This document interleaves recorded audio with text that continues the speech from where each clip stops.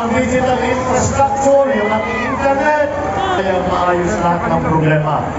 Ngunit, malakas po ang loob ko na makapagsabi na ang Pilipino ay pinagsama-sama mo ang galing, ang sipag, at ang bait at pagmamahal ng ating mga kababayan na tayo lahat ng mga Pilipino.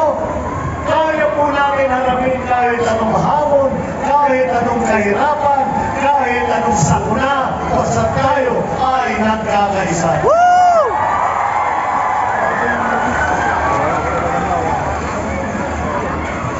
Alam niyo po sa kasaysayan ng Pilipinas, nakita na po natin, marami na pong dumaan dito sa kahirapan, na hamon, may pera, may sakuna, may sagot po.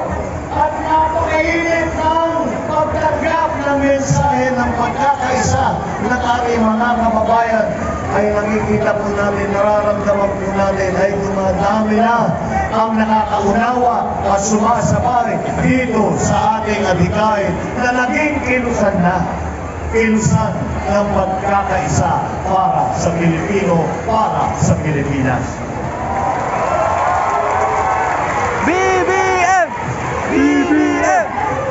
BBM! Ay lahat po ng aming napuntahan ay nararamdaman po namin ang sagot ng ating mga kababayan dito sa aming mensahe at ang ating adhikain ng pagkakaisa.